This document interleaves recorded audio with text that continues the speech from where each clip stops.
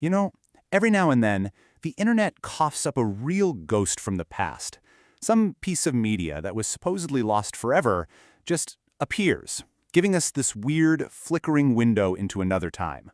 Today, we're diving into one of those ghosts, a lost film that is so much more than it appears to be. Check this out. This is a still from a German silent film called Banalotopia, supposedly made way back in 1912. The story goes it was just found in a dusty old attic and lovingly restored.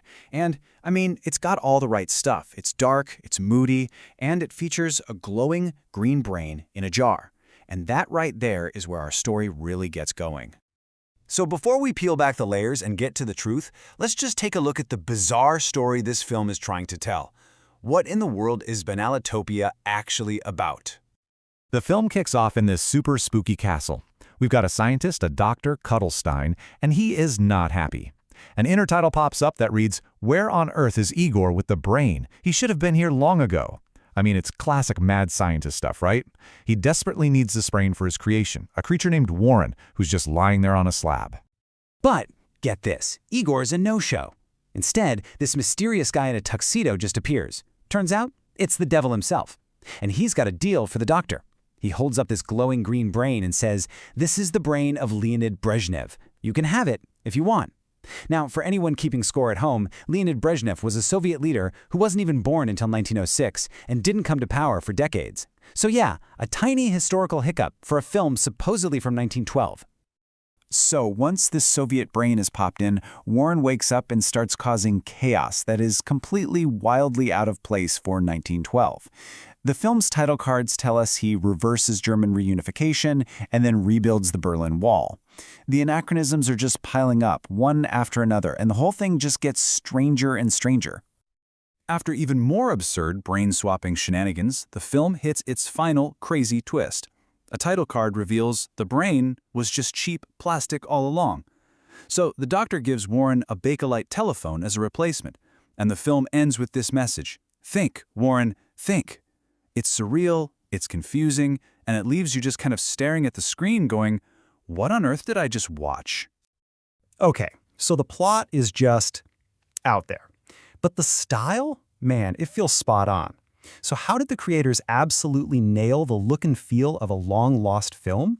Let's break down the silent film aesthetic they captured so perfectly. Because it's more than just the lack of sound, right?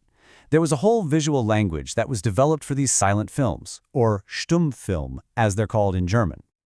This whole era of cinema, which lasted up until about 1930, had to rely completely on visuals to tell its stories. And the creators of Banalotopia, well, they clearly did their homework. They couldn't use dialogue, so they had to find other ways to get the plot and the emotion across. So how'd they pull it off?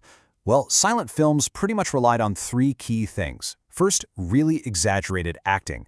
Without voices, actors had to use their faces and their bodies for everything. Second, live music was played right there in the theater to set the mood. And third, you had intertitles, those text cards that showed you the dialogue and explained what was happening. And the Banalotopia folks didn't just use intertitles, they went all out. Just look at the Gothic font and the ornate borders here. It's like a direct visual quote from the German Expressionist movement of the 1920s, famous for films like The Cabinet of Dr. Caligari. Every single detail is designed to sell you on the illusion. Okay, so we've got the wacky story and we've got the spot-on style. But those dates, they just don't line up, right?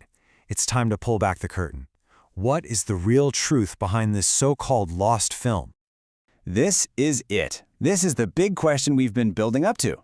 Is it possible that some filmmaker back in 1912 was so far ahead of their time they were making surreal comedies about Soviet leaders? Or is there something else going on here? Well, the short answer is nope, not even close. This film wasn't found in some dusty attic. It was uploaded to YouTube in June of 2023. And the wildest part? The truth was hiding in plain sight the whole time, in the video's own YouTube description. See, the whole lost film story isn't a lie. It's the premise. It's a deliberate artistic choice, the frame for the entire project. This isn't some historical artifact. It's a piece of modern, digital art wearing a very, very convincing costume. Okay, so mystery solved, right? But that just opens up an even more interesting question. If it's not a real silent film, then what is it? And why on earth was it made this way? So what's the deal with Banalotopia? Well, according to academic analysis of the project, it's a modern web series. It uses this awesome blend of satire and absurd humor to poke fun at our social routines and the stories we tell ourselves. The silent film thing, that's just one of many experimental styles they play with. The whole idea behind it is something media theorists call banality as an aesthetic strategy. Now, that's a fancy way of saying they take the mundane, awkward, kind of weird moments from everyday life and they just blow them up until they become totally absurd. It's all about showing how much of our daily lives are really just a kind of performance. And the way it's made is super modern too. This isn't some giant film studio, it's what's known as a micro studio. Just a small, collaborative group of people creating stuff directly for the web. That gives them total freedom with formats and a direct line to their audience on YouTube. So what you end up with is this true hybrid, blending digital rendering that looks almost like a video game with these really deliberate theatrical performances. It's an art form that could only exist right now, in our digital age. So, what can a fake lost film actually teach us about real art in the digital age? Well, the funny thing is, Banalotopia accidentally shines a light on a very, very real problem. Just take a look at this table from a research paper on the project. It shows how incredibly hard it is to create a clear timeline or archive for something like Banalotopia. Sure, the main YouTube episodes have some kind of order, but all the shorts, games, and posters connected to it, they have little to no data. They just exist as these digital fragments scattered all over the place. And that brings us to this huge idea, digital ephemerality. Banalotopia is a joke about a lost film, but it highlights the very real danger that today's digital art could become tomorrow's actual lost media. Without real archives, these creations exist totally at the mercy of unstable platforms and broken links. And that's a problem that affects not just weird art projects, but potentially our own digital memories, stored on servers we've forgotten all about.